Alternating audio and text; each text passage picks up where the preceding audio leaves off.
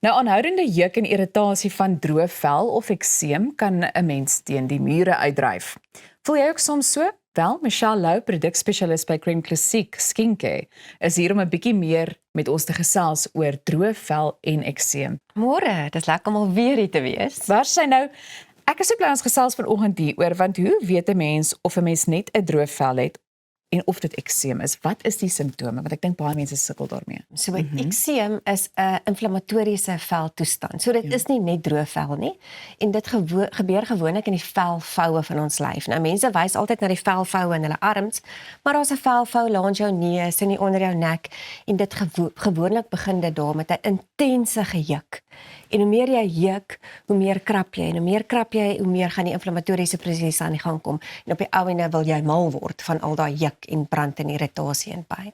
Daar is verskeie soorte ekseem, maar wat is die een wat 'n mens die mees algemeen sal ervaar of die meeste mense ervaar? Die mees algemeenste ekseem is die atopiese ekseem wat vir jou familiegeskiedenis gee van daai brand en pyn en juk en irritasie, maar iets wat ons deesdae baie sien is ook die kontak-ekseem. So dis iets waarvoor jy allergies is wat jy elke dag gebruik. Het dit nou jou juwele is of waspoeier. Nou dit sê nie jy moet nie meer skottelgoed was nie, maar jy moet kyk wat is die oorsaak van die kontak-ekseem. En dan is daar natuurlik ook ons kopvel ekseem, wat jou letterlik ook teen die mure kan uitdryf.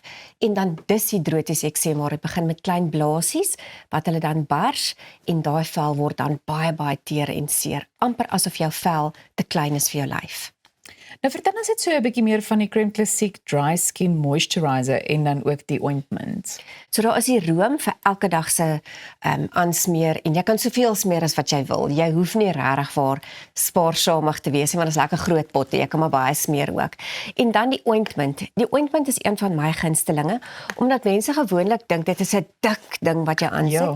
maar jy sal sien is eintlik baie dun en hy's baie smeerbaar. So ek gaan 'n bietjie daarvan aansit.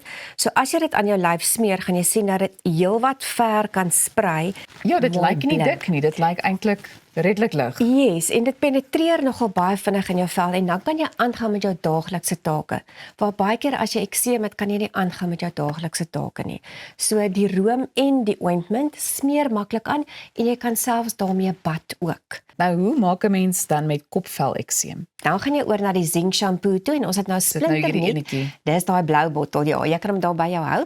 Dis die zinc shampoo. So dit gaan bietjie verligting gee van daai juk en irritasie in die kopvel, maar dit gaan ook die klein seertjies wat jy kry wanneer jy baie krap, gaan dit dan ook gesond maak want zinc het daai wondgenesings bestanddele in. Ja? So dit is gewoonlik 'n 250 ml bottel, maar baie mense het nie kronies ekseem nie, maar 'n akute ekseem en dan kan jy vir die klein baba botteltjie die 100 ml.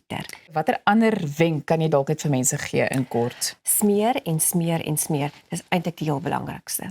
Michelle, baie dankie.